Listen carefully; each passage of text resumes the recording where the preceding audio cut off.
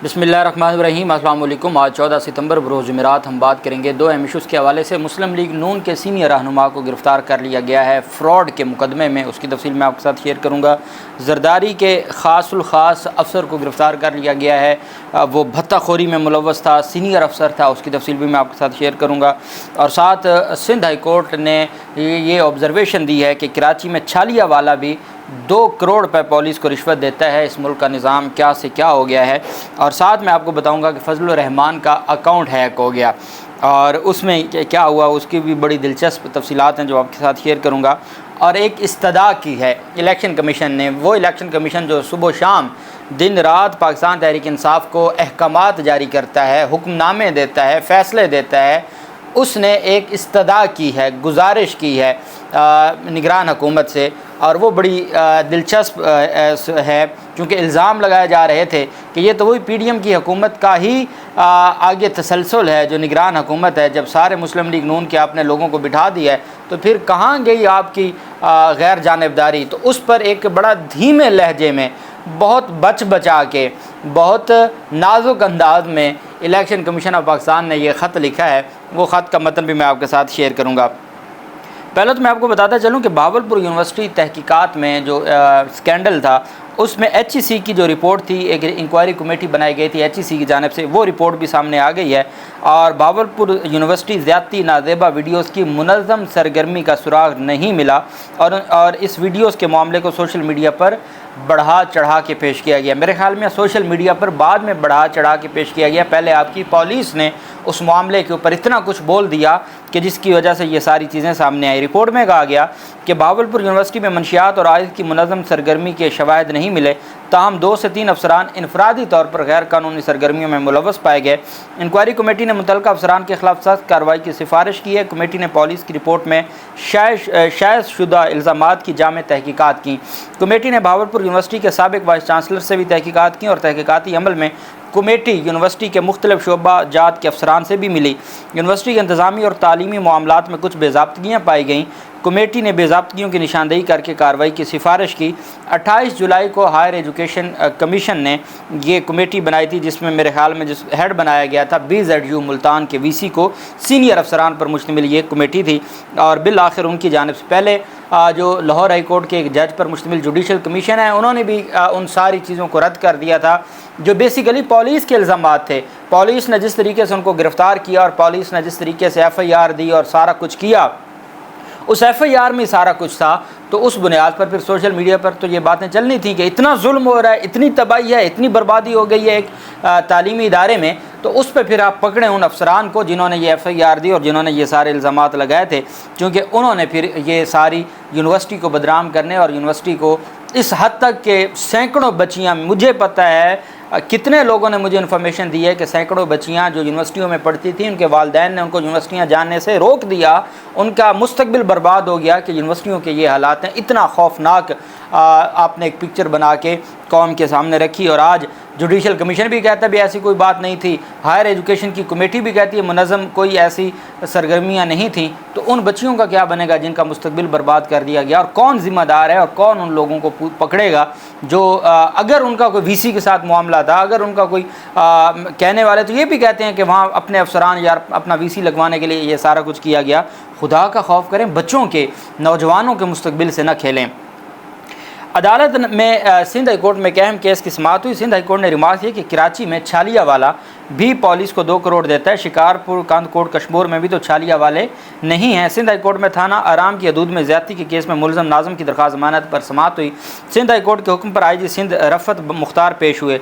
Justice Amjad Ali सत्तू ने अदालत से गुजारिश की, उन्होंने हुक्म दिया और IG सिंध से IG अब नए आए हैं। वो जो 15 साल हुकूमत थी पीपल्स पार्टी की, उसके बाद अब जो नया IG आया है निगरान हुकूमत में, जस्टिस अमजद अली ने कहा IG साहब पिछले 15 सालों में, 15 साल पीपल्स पार्टी के, ये सिंध हाई कोर्ट का जज कह रहा है पीपल्स पार्टी के ख़िलाफ़ चार्जशीट, IG साहब पिछले 15 सालों में जो तबाही सिंध में हुई है कहीं भी नहीं हुई। मालूम नहीं 4-6 महीने बाद आप कहाँ होंगे, मगर जाते जाते सिंध की आवाम पर एहसान कर जाएँ।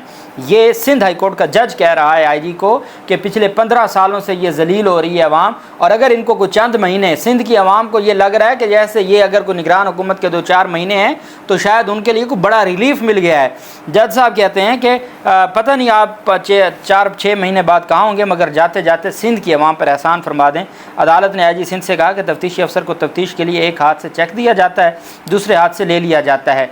ज़्यादती के केसेस में ना तफ्तीश होती है ना शनाख्त परेड, कि उधर से मुलजिम रिश्वत का चेक देता है अफसर को और फिर अफसर के अपने पास नहीं रहता, वो फिर आगे बड़े घर जाता है जो सिंध में है। तो जज साहब ने कहा कि तफ्तीशी अफसर को तफ्तीश के लिए एक हाथ से चेक दिया जाता है, दूसरे हाथ से लिया जाता है। ज़्यादती के केसेस में ना तफ्तीश होती है ना शनाख्त परेड। तफ्तीशी अफसरान कहते हैं हमें फ़ंड्स ही नहीं मिलते, तफ्तीश के लिए पैसा अपनी जेबों से क्यों लगाएं। जस्टिस अमजद अली ने कहा कि तफ्तीश के लिए फ़ंड्स हर ज़िला को देने के बजाय बराह रास्त थाने को क्यों नहीं दिए जाते। थाने को तफ्तीश के लिए पैसा देंगे तो उनसे जवाब तलबी भी होगी। सिंध के लोगों की आप पर नज़र है।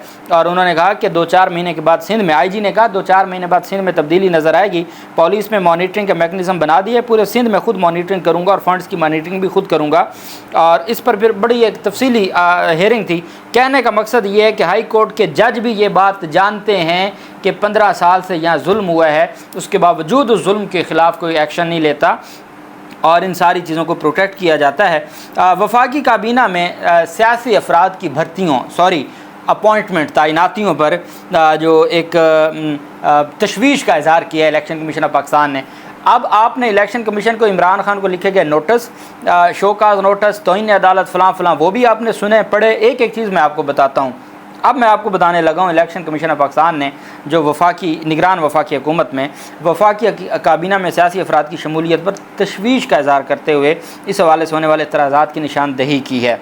इलेक्शन कमीशन के स्पेशल सेक्रेटरी ज़फ़र इकबाल शाह ने उस अफसर को ख़त लिखा है, सैयद तौकीर शाह, जो सानिया मॉडल टाउन का मुलजिम था, जो शहबाज शरीफ का प्रिंसिपल सेक्रेटरी था, जिसको निगरान हुकूमत ने भी प्रिंसिपल सेक्रेटरी के तौर पर बरकरार रखा। उसको कहा जा रहा है, जिस पर ख़ुद इल्ज़ाम है स्पेशल सेक्रेटरी ज़फ़र इकबाल, ये स्पेशल सेक्रेटरी भी जो रखा गया है, ये भी कौन सा कानून के मुताबिक, स्पेशल सेक्रेटरी का कौन सा ओहदा होता है इलेक्शन कमीशन में। अब स्पेशल सेक्रेटरी ज़फ़र इकबाल ने निगरान वज़ीर आज़म के प्रिंसिपल सेक्रेटरी तौकीर शाह को ख़त में वफाकी काबीना में सियासी अफराद की शमूलियत पर तशवीश का इज़हार किया, परेशानी का।